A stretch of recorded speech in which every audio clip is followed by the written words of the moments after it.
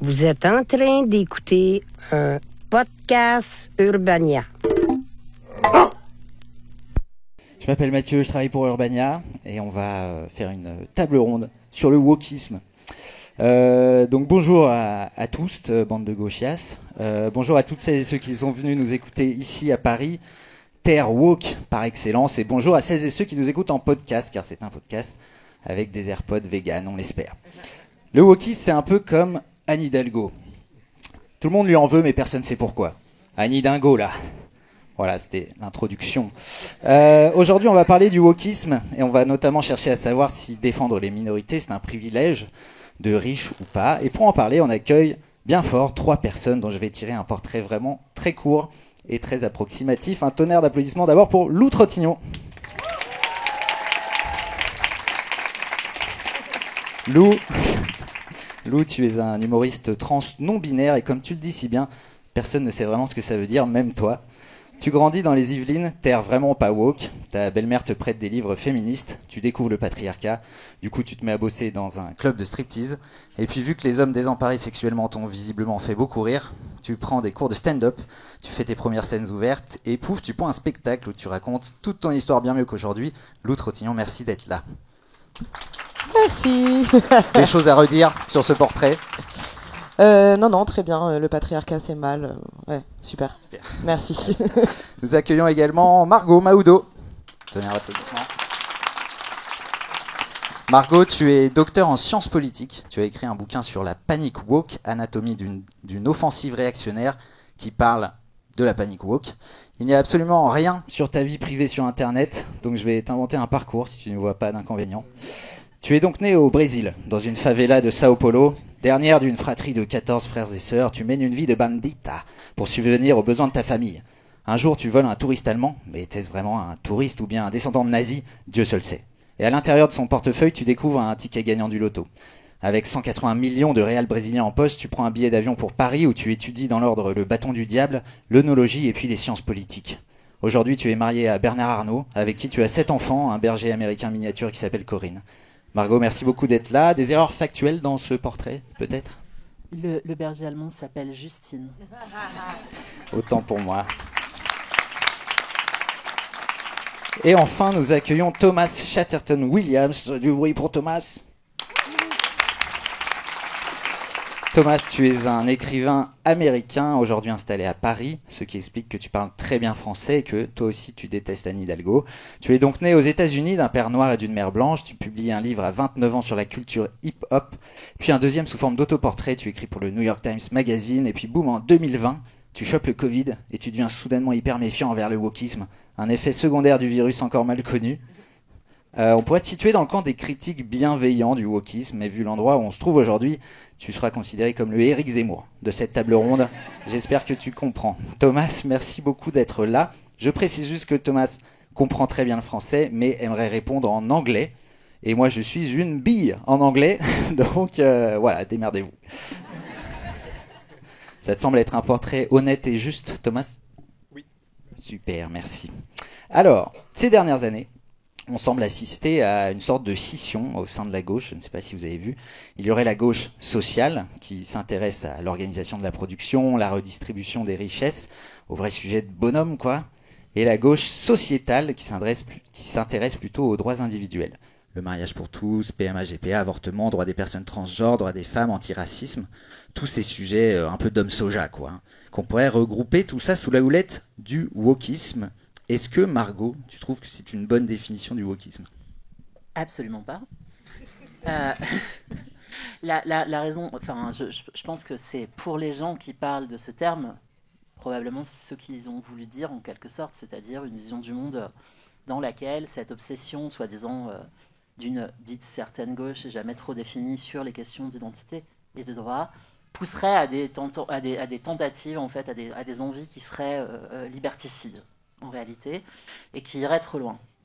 La réalité, quand on regarde les propositions politiques qui sont faites et les camps qui s'emparent de ces questions-là, c'est que déjà cet espace de la gauche, soi-disant sociale, qui ne s'intéresserait pas au soi-disant sociétal, il est très difficilement situable. Il est très difficilement situable en France. Il est très difficilement situable également aux États-Unis, où on peine à voir émerger ce dont il s'agit. Et surtout, quand on regarde cette soi-disant gauche qui serait obsédée par des questions identitaires au point d'en oublier la lutte des classes, c'est un peu le dernier camp à parler de lutte des classes. En France, c'est très surprenant d'apprendre que, par exemple, nos représentants du wokisme qui oublieraient soi-disant la lutte des classes seraient des gens comme Jean-Luc Mélenchon, Philippe Poutou, qui sont des gens qui sont dans des organisations quand même fortement inspirées par cette idée-là. Donc là-dessus, il me semble qu'il y a une erreur. En fait, ce qu'on a, c'est un discours sur ce truc-là, qui est un peu presque une sorte de prophétie autoréalisatrice quand on regarde dans les faits. Non, pas du tout. On a en fait pas cette division-là, une division beaucoup plus classique entre des personnes qui sont plutôt favorables à la fois à des politiques d'égalité et de liberté individuelle, et d'autres personnes qui sont opposées à l'inverse, quoi. Enfin, me semble-t-il. Thomas, déjà, est-ce que la gauche existe aux États-Unis? Et ensuite, comment tu définirais le wokisme? Yeah, I'm sorry for speaking in English, but it is the true language of wokeness, so maybe it's appropriate. I think that I really started writing about the difference between French and American interpretations of this idea of this kind of cultural movement or ideology once I realized I was sitting at the Chateau de Tocqueville a couple of years ago with like Alan Finkielkraut, and at one of these conferences, at one of these talks that he was giving over the course of a couple of days, he said le wokisme like 40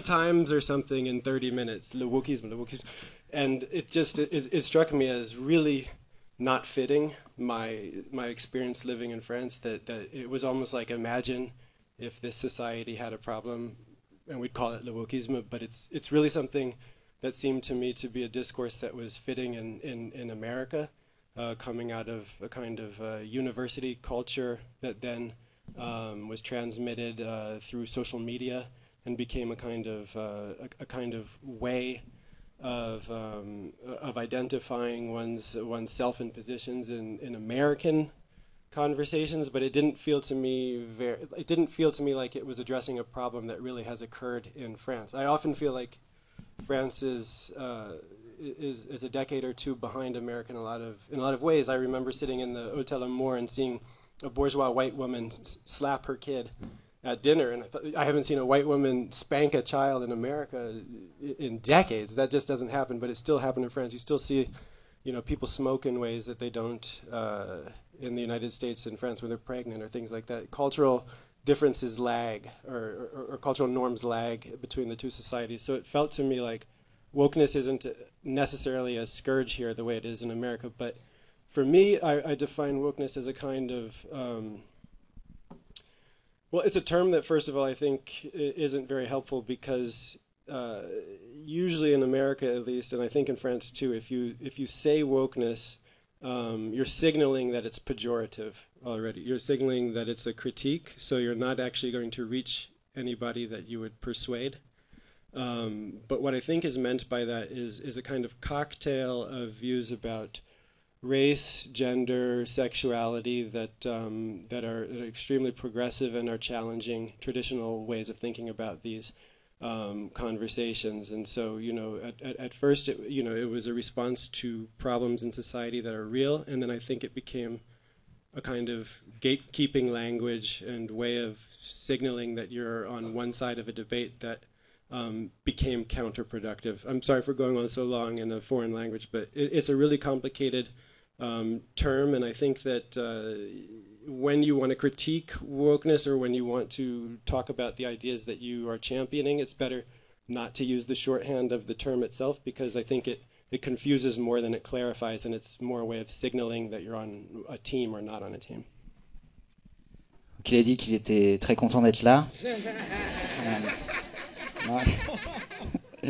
Non, en résumé, Thomas, tu dis que le terme de wokisme ou wokeness en anglais est plutôt flou, mais qu'en gros, il regroupe tout ce qui a trait au genre et à la race, etc. Toi, Lou, en tant qu'homme trans, est-ce que tu te revendiques woke? Pas du tout. Non, mais en vrai, c'est très difficile d'être trans et de pas être woke. Ouais. C'est très difficile parce qu'on est forcément... on est tout de suite considéré comme woke du fait qu'on défend des questions sur le genre. Après, j'ai un rapport au wokisme, au mot wokisme comme on a eu ce rapport à un moment, je sais pas si vous avez eu ça aussi, mais pendant un moment, je voulais pas me dire féministe parce que c'était trop accroché à un truc péjoratif. Et après, j'ai appris à me dire féministe, à voir que c'était pas forcément péjoratif. Et j'ai un peu ce rapport-là avec le mot wokisme, où oui, je suis woke par définition puisque je suis éveillée sur des questions sociales, mais j'ai pas envie de me dire wokisme parce que j'ai l'impression que c'est péjoratif, quoi. Mais ça me fait très rire quand les gens m'insultent de personnes woke, quoi. J'ai l'impression qu'ils sont là, ouais, espèce de personne réveillée, espèce de personne bienveillante. Waouh, l'insulte est incroyable. Après, je pense, mais ça, moi, je suis pas du tout expert sur ces questions-là. Je suis juste woke de naissance, par défaut, quoi. Mais par contre, je remarque que sur la définition de la gauche, une gauche sociétale, une gauche sociale, moi, dans ma connaissance de la communauté LGBT, je trouve qu'en effet, la question de la classe est un grand oublié dans nos communautés queer et LGBT. On en parle très peu. Voilà. Comment t'expliques ça? Je sais pas. Bah, je sais pas, moi je remarque juste en termes d'expérience que on en parle très peu, quoi. On parle beaucoup d'accessibilité, de questions identitaires, mais la question de classe, j'en entends très peu parler, quoi. Il y a un peu cette idée que toutes les personnes queer sont censées être précaires.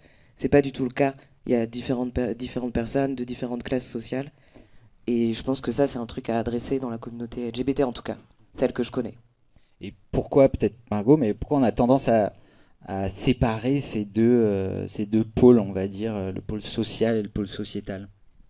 Bah, je pense que c'est là-dessus, il faut se plonger un peu dans l'histoire des idées, il faut aller voir un petit peu quel a été le discours en fait d'une partie des intellectuels au XXe siècle qui ont affirmé cette différence. Alors d'abord pour la célébrer, hein, ça va être la position d'un sociologue comme Alain Touraine, le regretté, qui nous parle de cette division entre effectivement des luttes de reconnaissance et des luttes d'égalité en termes économiques, mais qui sont déjà à l'époque assez erronées, hein, quand on regarde les combats, justement, les premiers combats d'accès à des droits, à de la reconnaissance de la part de personnes homosexuelles, évidemment de la part des personnes noires dans le cadre du mouvement des droits civiques aux États-Unis, en France, même chose, etc. On voit des revendications qui sont de nature économique dès le début, qui ont à voir avec l'accès au travail, qui ont à voir avec l'accès à la propriété, etc. Donc cette division, elle a l'air d'être un petit peu issue d'une tour d'ivoire, et là encore, on est sur cette espèce de discours autoréalisateur de... loin de moi l'idée de cracher sur les morts, mais je me souviens que Laurent Bouvet émettait souvent cette division. Et après, quand on regardait ce qu'il avait dit sur la question de la classe sociale, il disait en gros, il faut arrêter de parler de ce truc-là. Maintenant, on est dans un système libéral économique et il faut sortir de cette culture de la lutte pour rentrer dans un truc. Donc, du coup, il ne faut pas parler d'identité pour parler de la classe. Il ne faut pas parler de la classe pour parler de l'identité, quoi. En gros, c'est. Sur ce sujet, je trouve ça intéressant de qualification, comme tu disais, on ne peut pas être trans sans être. C'est quelque chose qui, par exemple, moi, m'a été reproché, cet aspect-là, et je pense que c'est un truc qui est intéressant à prendre en compte quand on parle de cette question des excès. Dans les critiques, je suis quelqu'un d'extrêmement anxieux socialement, donc je vais lire toutes les critiques négatives de mon bouquin, j'adore faire ça. Ça me fait beaucoup de bien, et je me souviens d'une critique qui m'a bien marqué, qui était la personne qui disait « On remarque bien que l'autrice a fait son coming out, ce qui prouve bien qu'il y a des excès à ce wokisme. » Je veux dire, bah, du coup, ça veut dire si le fait que je sois homo, ça fait que immédiatement on est dans les excès du wokisme, c'est oui, d'accord, mais là on est plus dans une. Enfin, qu'est-ce qui se passe? On nous bute tous, on s'arrête tout, quoi. Il y a là-dessus, effectivement, dans ce discours, quelque chose qui est. On parle d'un extrémisme qui se développerait, mais l'extrémisme, c'est juste que les gens soient là. Sur cette question maintenant de la place des luttes économiques dans l'organisation des luttes sociales et dans des luttes de groupes minoritaires, identitaires, etc., mais c'est justement le débat auquel cette panique sur le wokisme a mis fin. Pourquoi? Quand on a le mouvement Black Lives Matter qui réémerge, quand on a les grandes luttes qui se réorganisent en France justement au début des années 2020 autour du mouvement antiraciste, etc., on a très rapidement des enjeux qui sont extrêmement matériels, qui sont mis en avant. Pendant la période de la pandémie, on a beaucoup d'insistance sur la question du logement, par exemple, qui va se poser, à la fois à travers la réalité des squats et à travers la réalité de la trop forte densification de l'habitat dans certains départements, à travers la question de l'action de la police. On a beaucoup de discussions autour, aux États-Unis, de la redistribution qui se fait à travers l'action de la police, qui va avoir une présence quelque peu prédatrice sur certains espaces, etc. Et tout ça, ça va être ratiboisé, les amis, pour parler de quoi? De statut. Est-ce qu'on abat la statue? Est-ce qu'on n'abat pas la statue? Mais c'est les conservateurs qui nous ont fait sortir d'un débat qui commençait à aller vers de la vie matérielle, vers de la vie économique. Je vais reprendre l'exemple de la transidentité. une des luttes parmi les nombreuses qui ont été menées cette année par la communauté trans, c'est une lutte pour la reconnaissance d'actes de discrimination de la part des employeurs. On a un cas d'une jeune femme qui travaille dans un McDonald's, qui est équipière, fait son coming out trans, commence à se maquiller, s'habiller d'une façon différente, etc. Aucun problème du côté de ses collègues, qui sont... Le boulot à McDo, c'est ouvrier à la chaîne, je veux dire. Donc on n'est pas sur des gens qui sont nécessairement des hauts intellectuels qui se grattent le front toute la journée en pensant au sexisme systémique de la société. C'est son employeur qui lui a interdit, et ce faisant, qui s'est permis de mettre en place des régulations sur la façon dont on a le droit de s'habiller quand on travaille à McDo, de parler quand on travaille. Donc un contrôle en fait des travailleurs qui vise aussi à les écraser. Et ça devient, par l'intermédiaire de la presse conservatrice, regardez, les wokistes invitent le Figaro, le McDonald's, ils se mettent, on a des hommes en jupe qui débarquent avec une grosse barbe et qui disent maintenant c'est madame, et on rentre dans la sortie de ce truc. Donc je pense qu'il faut prendre en compte le fait que, au contraire, ces luttes, elles se passent au quotidien, et qu'on a une incompréhension, je pense qu'on a une vraie incompréhension qui se passe au niveau médiatique, avec aussi l'action de certains intellectuels qui vont, mais pas parce qu'ils sont méchants, pas parce qu'ils sont bêtes, mais parce que c'est ça qu'ils connaissent, retourner sur une ritournelle un peu connue qui est, on connaît les gauchistes des campus, on connaît la question de la liberté d'expression, et donc, hop, on n'a qu'à ressortir en fait notre analyse qui était déjà présente. Parce que travailler le terrain, c'est dur et ça prend du temps. Justement, parmi ces intellectuels qui se grattent le front, on peut entendre notamment chez nos amis de la sphère Bolloré, qu'on embrasse de loin, un discours qui considère que le wokisme intéresse seulement quelques privilégiés qui n'ont pas trop de problèmes de fin de mois, si bien qu'ils n'ont rien trouvé de mieux pour donner un sens à leur existence que de défendre des minorités qui seraient elles-mêmes déjà assez bien privilégiées dans notre pays. En gros, les woks qui font que se plaindre, voilà, alors qu'ils n'auraient pas à le faire. Lou, t'en as pas marre de faire chier tout le monde avec tes histoires de trans ? Pas du tout, j'adore ça. Mon but, c'est de répéter trans assez longtemps pour hypnotiser les gens. Trans, comme ça. Mais non, pas du tout. En plus, factuellement, je suis un des premiers humoristes en France à avoir un spectacle sur la transition. Ce qui fait que pendant longtemps, ça change maintenant, mais pendant longtemps, quand j'étais dans des comédie clubs, j'étais vraiment la seule personne trans. Et j'arrivais sur scène, devant des publics pas du tout woke, pour le coup, et j'entendais à chaque fois genre oh non, pas encore. Je suis là, comment ça, pas encore ? Je suis tout seul. Il y a personne d'autre, là. Et je trouvais ça ouf. Dès qu'on en parle une seule fois, pour eux, c'est déjà trop, quoi. Donc, non, j'en ai pas du tout marre. Et par rapport à cette question de il faut être forcément privilégié pour être woke ou quoi, je pense quand même que j'étais dans des conditions familiales, sociales, financières qui m'ont permis de travailler pour faire du stand-up. Et que oui, il y a en effet, peut-être les personnes les plus visibles peuvent se permettre d'être visibles et de se battre plus pour les minorités, tu vois. Mais dans les faits, les personnes trans, enfin moi je parle vraiment de mon cas en tant que personne trans, sont souvent très précarisées, n'ont pas accès au travail de la même manière parce qu'il y a de la transphobie. Donc c'est complètement faux de dire que c'est un truc de riche, quoi. Par contre, les personnes visibles sont forcément un peu plus privilégiées. Voilà, c'est ça que je veux dire. Thomas, qu'est-ce que tu penses de ça ? Est-ce que le wokisme ne concerne que ceux qui n'ont pas trop de problèmes dans la vie ? Again, it's if you're talking about France and America, I think it is slightly different.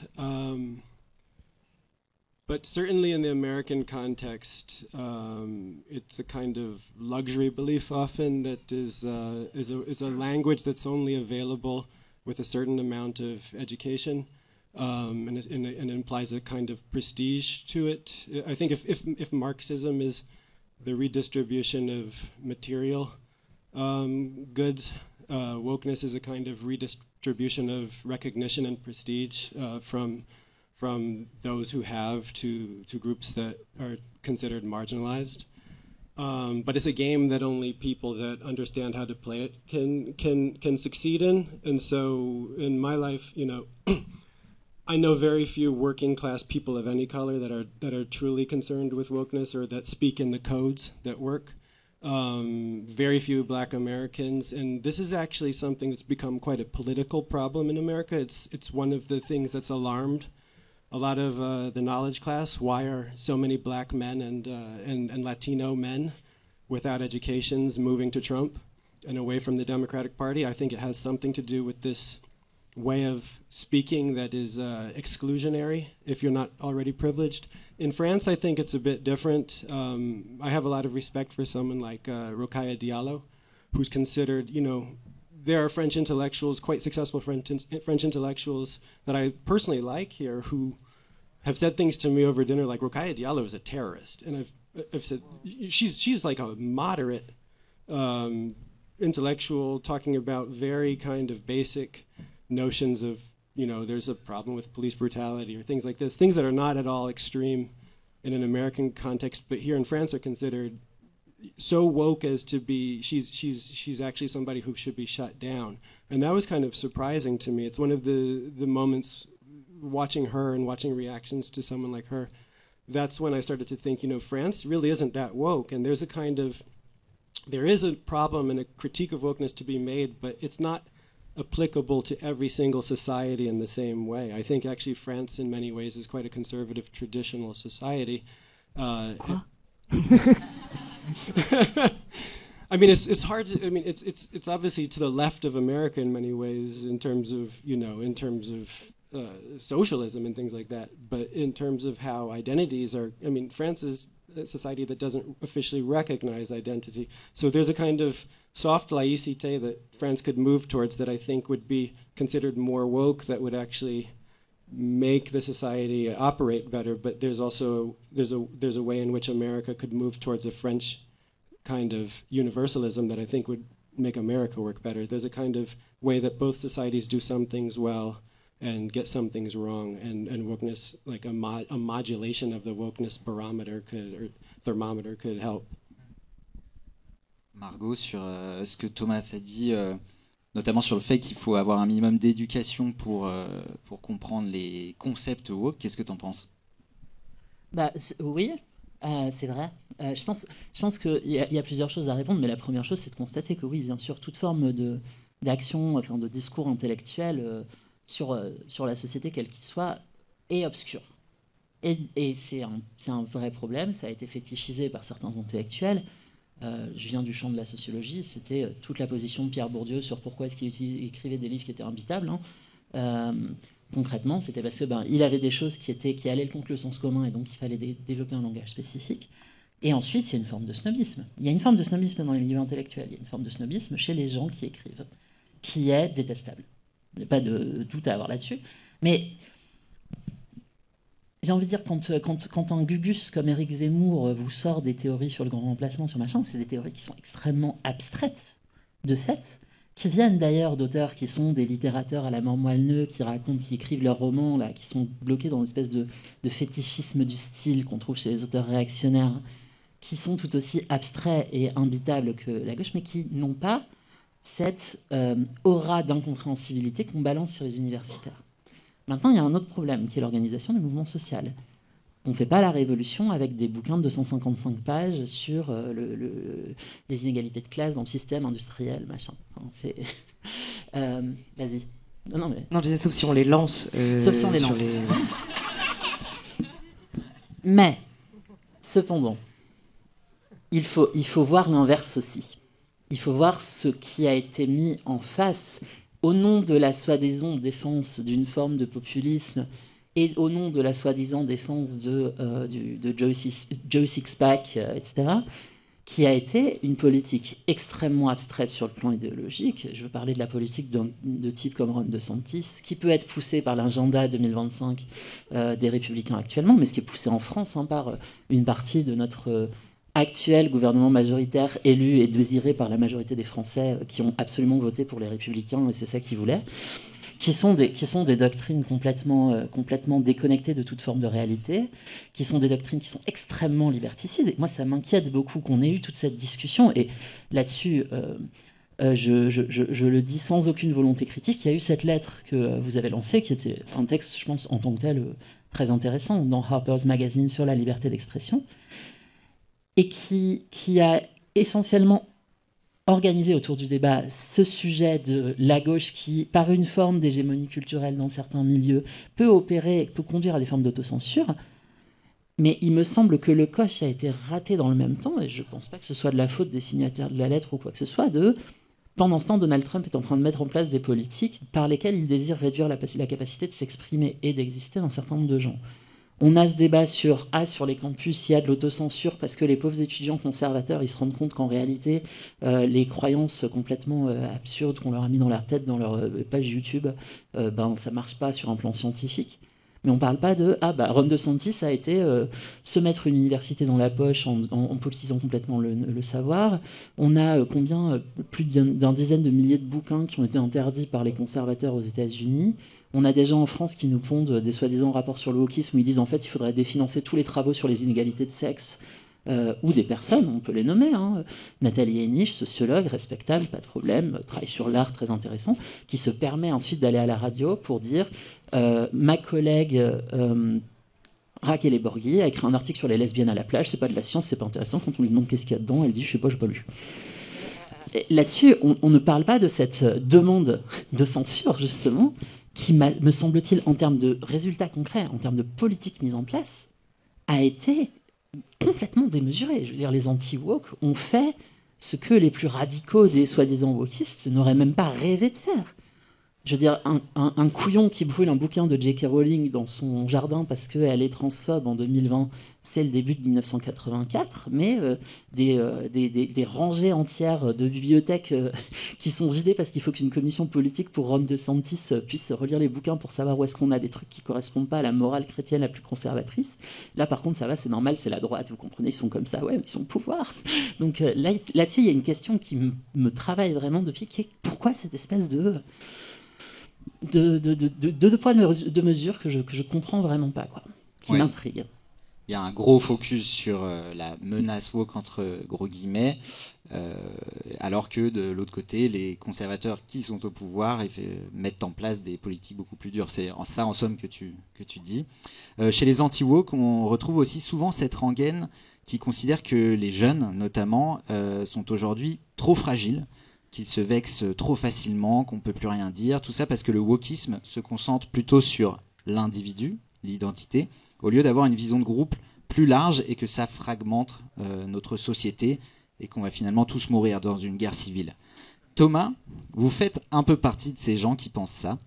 Est-ce que vous pouvez nous préciser ce qui vous inquiète dans le renforcement des identités qu'implique le wokisme ?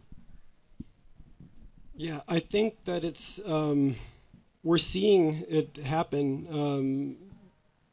in both societies. Actually, an increased focus on one's membership in an abstract identity group. The more I focus on myself as the thing that's important about me and that cannot be transcended is that I'm a black man in this society, and if you're not black, then you can kind of listen to what I'm telling you about what it means to be black, but you can never fully understand, and I can't understand you, and then you're in your corner, and you're a Jew, and you're in your corner, and you're, I guess, a Franco-Francais, and everybody in their corner, and focused on their identity, and that exacerbates attention, and it's a very, I think, mistaken way of making our multi-ethnic societies cohere and work. We have extraordinary political tensions that are based in identity animosity. And I think what we're seeing in both societies too is that the more people are encouraged to focus on group identity, you have this thing that's always very bad in the history of our societies, which is white people become more focused on their identity as whites. This is a huge problem in America. It's what's fueling Donald Trump's political power. You know, in 2017, I went and I wrote a very long piece profiling Renaud Camus for The New Yorker. And I went to his castle and was talking to him, and it was the first time a lot of people in America heard the term the Great Replacement. But it was an intense focus on himself as being a white French Franco-Francais, and the more that is kind of emphasized, the more these societies are going to tear each other apart. And so it's not to excuse the white racists, but it's to say that both of these ways of seeing the world feed into each other and exacerbate the problem of identity, and we have to find ways to make your sexuality, my race, my ancestry as less as not important as possible. When I meet you, I want to look at you and say that you have blonde hair and blue eyes, but I can't deduce from that who you are or what that means for how you behave, what your interests or morals are. And I think that we're really like in a world where wokeness makes people believe that they're doing something fundamentally good by focusing on identity above a discourse of democracy that would be universal and something that everybody can participate in regardless of ancestry or sexual or persuasion or gender. Oui, ça a l'air d'être toute la complexité du wokisme, c'est que en mettant l'accent sur les identités, notamment des minorités, eh ben on peut avoir l'impression que ça, à terme, fragmente la société. Margot, qu'est-ce que tu en penses ? Je pense que... comment dire ? Je pense que c'est mettre la charrue avant les bœufs ou c'est confondre l'œuf et la poule. Enfin, je ne sais pas quelle métaphore pourrie utiliser. Quand je sors de chez moi et que je tiens la main de la femme que j'aime, c'est pas moi qui choisis d'afficher mon homosexualité aux gens, c'est les types qui nous suivent, qui nous font des commentaires graveleux, qui veulent nous casser la gueule, qui viennent nous faire des propositions pas acceptables. Autant de choses qui ne m'arrivent pas quand je ne suis pas dans cette situation d'homosexualité, d'accord, oui, bon, bah, excusez-moi, c'est dommage, qui n'arrive pas par ailleurs si c'est un couple hétéro, etc. C'est-à-dire, à un moment donné, la raison pour laquelle ce sujet-là devient un sujet d'intérêt, c'est parce qu'il est ancré dans la vie matérielle quotidienne des gens. On aimerait bien parler d'autre chose. Le problème, c'est que si vous êtes une personne trans, par exemple, c'est pas vous qui êtes en train occupé. On a cette espèce d'image, et j'ai trouvé ça très amusant de lire l'autre jour un sociologue anglais anti-trans qui disait « Ah oui, il y a une certaine statistique dans mon quartier comme quoi il y a X% de personnes trans, mais je pense que c'est faux parce que je les vois pas, ils ont pas les cheveux bleus, ils ont pas des trucs... » Genre, mais enfin, je sais pas, pour moi c'est l'équivalent de lire quelqu'un qui me dirait on m'a dit qu'il y avait X% de j'en sais rien moi de mecs blancs dans mon quartier, mais je vois pas des types avec des barbecues toute la journée, donc ça veut dire que enfin il faut être complètement zinzin, je suis désolé, il faut retourner en licence quoi. La question là-dessus elle se pose là. On ne peut pas dépasser un truc qui est encore balancé dans la gueule des gens. On a eu une discussion sur le racisme, on a eu une discussion sur le racisme systémique. Et c'est vrai, vous avez cité Rokhaya Diallo, votre livre en parle aussi en partie, etc. De cette présence qui, à un moment donné, les gens se saisissent de cette identité parce qu'on la leur balance. On est dans un pays où la police, quand elle enquête sur un délit ou quand elle arrête quelqu'un, note des statistiques ethniques dessus et classe les gens selon leur race supposée. On aime ça, on n'aime pas ça. Oui, ben, ça reste quelque chose auquel on est confronté et auquel les gens sont confrontés, qu'ils le veuillent ou non. Donc là-dessus, encore une fois, on ne peut pas d'un côté demander aux gens ne prenez pas en compte les éléments qui vous identifient et d'un autre côté que ça soit utilisé uniquement pour leur nuire. Personne trans, c'est la même chose. Donner la possibilité aux gens de s'identifier ou retirer l'identification d'état civil des papiers. Vous avez la plupart des discussions sur ce sujet qui réduisent. Il faut prendre en compte la réalité matérielle dans laquelle les gens se situent. Et sur cette question de la fragilité supposée, parce que je trouve toujours ça très intéressant, on a beaucoup eu cette discussion autour des soi-disant des safe space dans les universités. Et là aussi, en fait, on a un retournement complet de la réalité.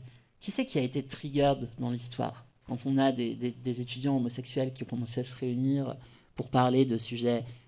Les étudiants homosexuels, ils ont grandi dans une société où ils ont entendu parler du fait qu'il y avait des gens qui pensaient qu'en fait l'hétérosexualité c'était normal. Ils ont été confrontés au phénomène de l'hétérosexualité dans leur vie. Ils l'ont vu. Mais aussitôt que eux s'affichent, c'est ah mon Dieu, mais quoi ? Mon Dieu, il y a deux femmes qui ont envie d'être ensemble, il y a deux hommes qui ont envie d'être ensemble, il y en a qui font un peu des deux, il y en a on sait même pas ce que c'est, et il y en a qui veulent changer de sexe, j'y comprends rien, et donc vite, interdisons tout ça, interdisez-moi tout ça, parce que là, on est en train de détruire ma société. Mais c'est là encore les conservateurs qui sont dans un safe space, mais dans un safe space universel, pour le coup, un safe space permanent. Je dois pouvoir traverser le monde en ne voyant rien auquel je ne sois pas déjà préparé. Ben désolé, mais t'es pas le centre du monde, Coco, quoi, à un moment donné. Et parlons justement à ce niveau-là, du coup, de politique.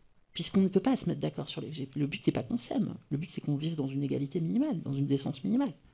Et là-dessus, il va falloir nommer les problèmes. Alors effectivement, ensuite, il y a une forme de nombrilisme qu'on retrouve fait chez certaines personnes. Des gens qui, oui, vont vous faire chier avec leur machin. il y a des cons partout. Je veux dire, je sais pas si la priorité politique actuellement c'est les cons en fait. Je pense qu'il y a des trucs plus gros. Et là-dessus,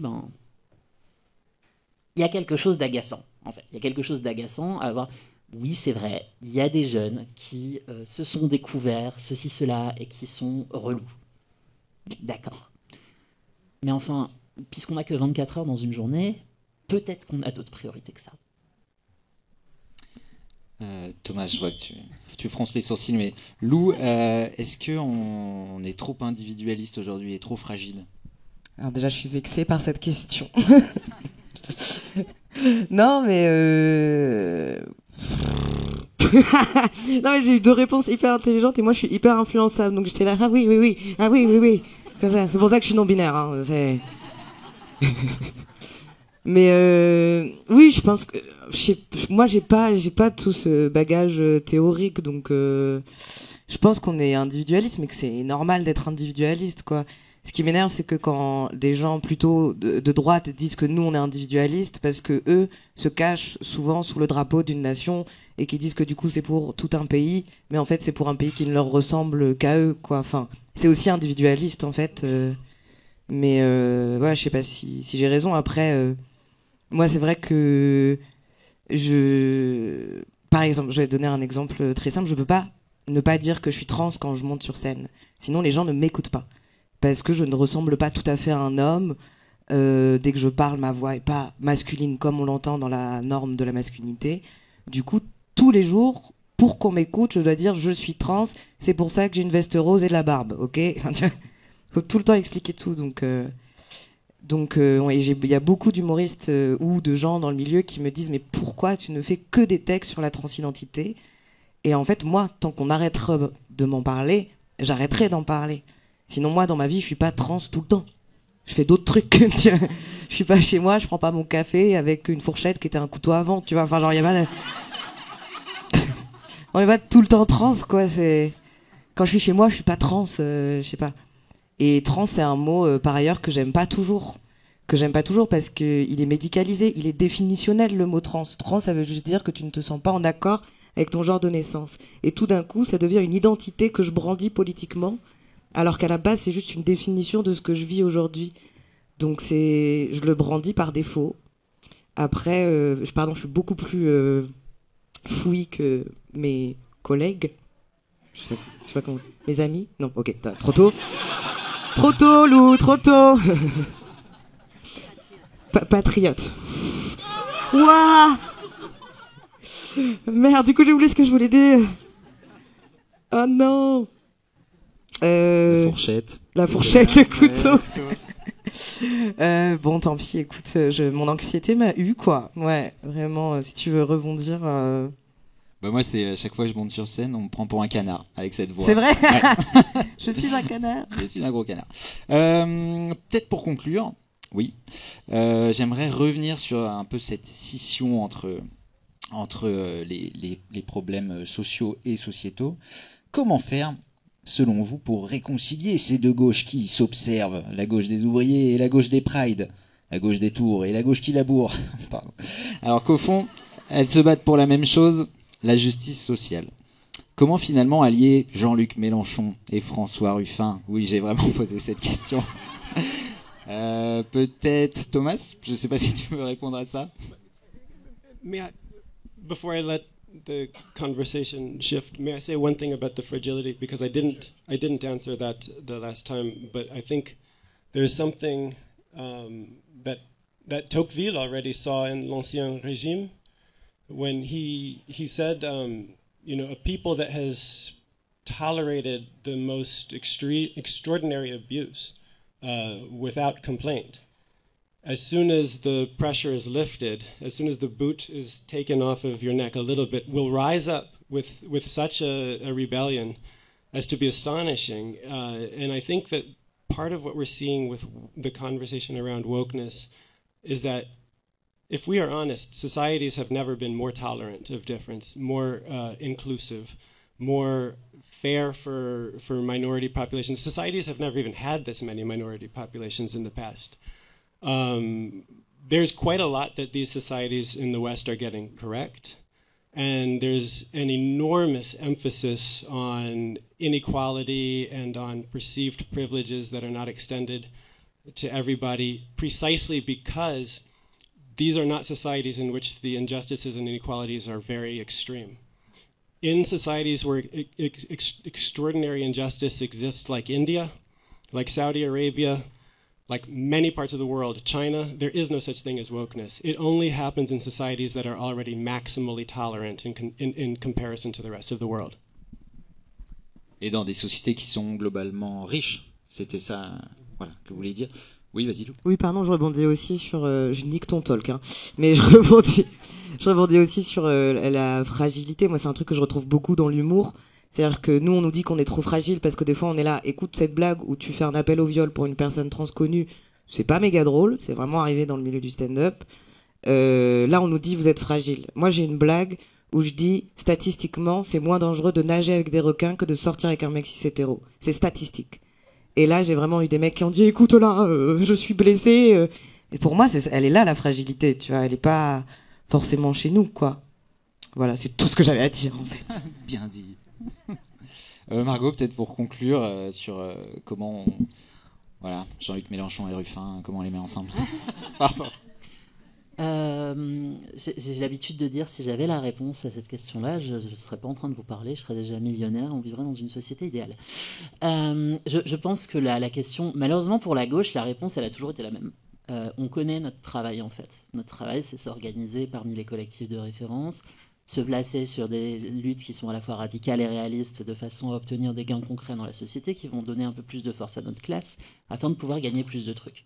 Je veux dire, ça ne change pas ça n'a pas changé depuis le 19e siècle, ça ne va pas changer avant qu'on soit dans une société anarchiste, donc bonne chance.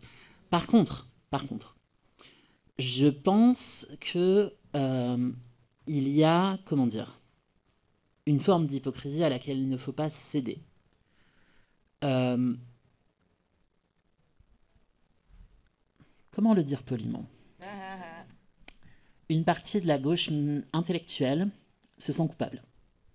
Se sent coupable de je sais pas quoi d'ailleurs, parce que bon, se sent coupable d'être de gauche, se sent coupable d'être bourgeoise, se sent coupable. Enfin, bon. Et essaye de compenser. J'ai l'impression, je fais peut-être de la psychologie de comptoir, mais essaye de compenser cette culpabilité par un populisme mal placé.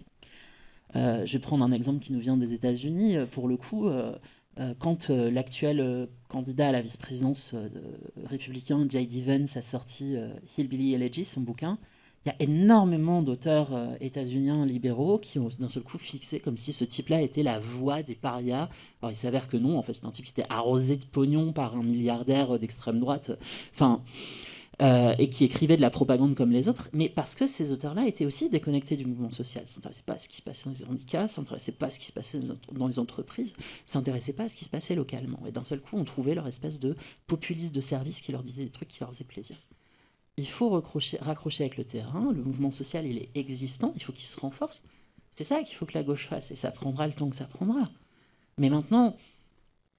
Ce travail-là veut dire deux choses. Il veut dire effectivement qu'on fait moins de littérature, mais c'est peut-être pas effectivement la priorité, la littérature. Et deuxièmement, ça veut dire rencontrer des gens avec qui on va pas s'entendre. Et au sein je reprends sur le mouvement LGBT, mais moi j'attends que l'homophobie disparaisse pour que je puisse enfin en foutre plein la gueule aux homos de droite parce que je les déteste. Il y a cet aspect-là, en fait. Il y a un aspect, mais bien sûr qu'on s'entend pas. Bien sûr qu'on a envie de se mettre des baffes du soir au matin, du matin au soir. C'est très bien, c'est une société dynamique qui fait ça. En attendant, on peut s'entendre pour des choses. Et c'est peut-être ce sentiment de désespérance-là, ce sentiment de ne pas pouvoir accrocher un truc qui fait que cette gauche se divise. On vient d'avoir une poussée, j'ai fait une blague sur les législatives, une poussée électorale conséquente. On va peut-être avoir une poussée dans la rue qui est conséquente, mais on l'a eu parce qu'à ce moment-là, on s'est accroché autour d'un truc qui était, on a la possibilité d'appliquer quelques points d'un programme qui nous parle. C'est ce qui s'est passé aussi autour de Bernie Sanders, qui a dit, moi j'ai une mesure qui arrange tout le monde, on met le reste autour, on en discutera.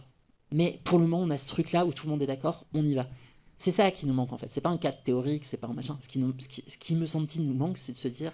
Juste un point, et je veux pas du tout voler le dernier mot, du coup, Thomas, j'ai pas envie de te couper la chic si c'est quelque chose sur lequel tu as envie de te rebondir. Je pense qu'il faut aussi justement se tourner vers ces auteurs qui sont assignés à assez soi-disant poussées, identitaires et qui viennent de ces espaces, notamment, tu as cité l'Inde, il y a une autrice que j'ai découvert récemment qui s'appelle Talia Bhatt, qui écrit sur le transféminisme et qui est d'origine indienne, et qui a des remarques très intéressantes sur justement la façon dont la tiers-sexisation des hijras dans le cadre du mouvement trans, alors ça devient complètement abstrait pour 99% des gens, c'est pas grave, vous lirez, a permis aussi le maintien d'une certaine forme de patriarcat en Inde, et avec des remarques qui sont vraiment super intéressantes. Et je pense que le lien avec les mouvements militants internationaux, c'est quelque chose qu'on a vraiment perdu. On a perdu ces contacts-là, on a perdu une compréhension, et ça aussi me semble être un truc qui serait très intéressant, qui est très intéressant à refaire. Et qui se fait d'ailleurs dans nos orgas. On a des sections internationales qui sont super chouettes. Voilà, j'ai fini. Merci beaucoup. Thomas, un dernier mot? One thing I would say is that also it's important to have like very precise conversations about what is actually meant by wokeness, because it's often lumping together conversations around transness, race, and gender in ways that are not always compatible. I mean, there's a different discussion about what it means to be a descendant of enslaved or colonized peoples and what it means to be trans. Those are things that are lumped together into wokeness, but they are different discourses. So in my own work, I've mostly focused on the racial aspect, and I defer to other people. You know, I try to listen and understand what people are talking about the aspects of the conversation that I'm less privy to. Merci beaucoup à vous trois. On peut prendre quelques questions. Je ne sais pas si des gens en ont, je peux les redire dans le micro. Et non, il n'y a personne qui veut dire des trucs. Oui, une petite question, Lou, pour toi-même? Pour moi-même. Non, c'est vrai, je peux poser une question, personne ne me pose de question. Non, mais c'est parce que tu disais tout à l'heure, Margot, sur le fait qu'on utilise un langage hyper théorique. Enfin, je redis mal les choses, pardon. Mais ma question, c'est que moi, le truc que je reçois le plus, et je sais que c'est faux historiquement, factuellement, c'est que la non-binarité, c'est aussi un concept théorique inventé qu'on a mis là pour essayer de détourner les normes de genre. Et je ne sais jamais trop quoi répondre à ce genre de... Comme si nous aussi, on utilisait, tu vois, les... Alors, moi, en général, je dis je t'emmerde. Ça marche plutôt bien, c'est Ok, un peu ça marche, universel. je comme note. solution. Je t'emmerde. Non, mais je veux dire... Non, j'envoie à mon père tout de suite. C'est bon. Je veux dire, Merci. d'accord, c'est un truc qui est abstrait. Ouais, c'est abstrait, mais tu sais, d'un autre côté, enfin, je sais pas, je sais pas exactement. Je pense qu'on est globalement plus ou moins dans la même quinzaine en termes de tranche d'âge. Dans les années 2000, l'idée qu'un homme dise mon mari, c'était un truc qui faisait rire en fait. Enfin, c'était drôle. Il y avait un côté comment ça. Enfin, et mes parents me racontent, et c'est encore malheureusement le cas dans beaucoup d'endroits, que mon père, notamment, me racontait qu'il connaissait quelqu'un qui avait une petite copine qui était arabe quand il était plus jeune, et qui avait cet aspect où les gens ne savaient même pas, genre, qu'est-ce que je suis censé dire, qu'est-ce que machin. Et cet aspect-là, il est, ouais, mais il y a des trucs, c'est pas grave, tu vas t'y faire, ça va venir. Tu vois, genre, l'idée de voir deux hommes élever un enfant ensemble, il y a 10 ans en France, ça provoquait, il y avait 250 000 connards qui allaient dans la rue pour dire la civilisation va disparaître.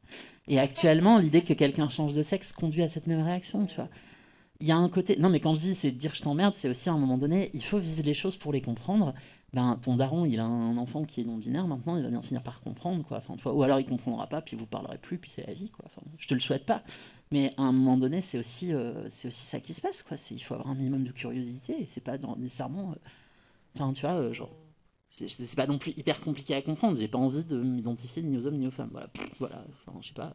Oui, en vrai, c'est hyper simple, quoi.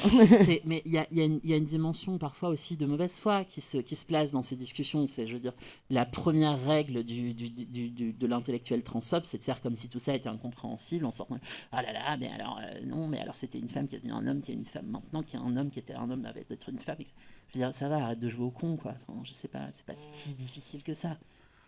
Donc je pense qu'il y a un peu cet aspect-là.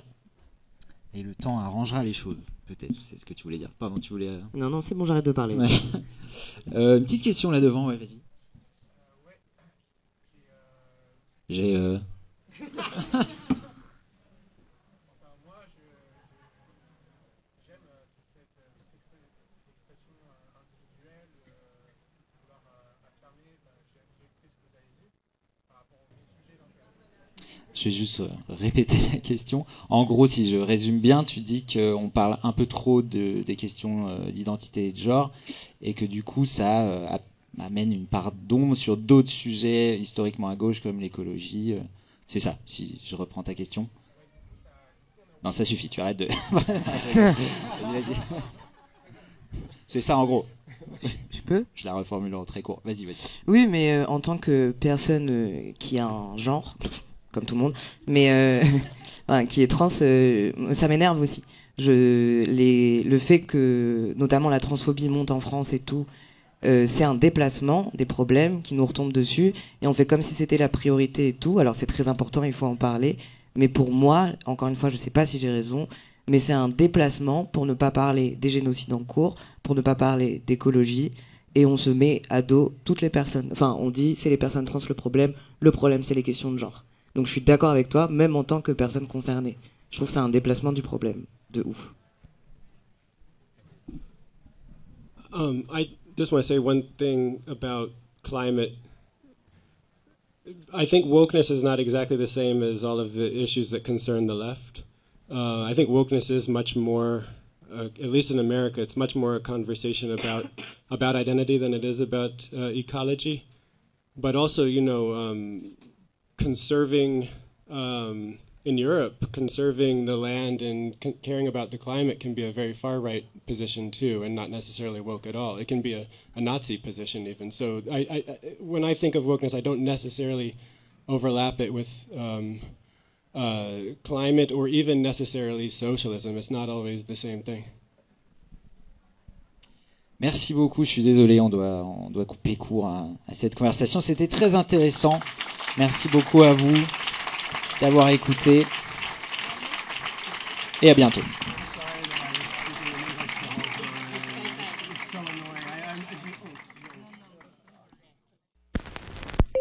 C'était un podcast Urbania.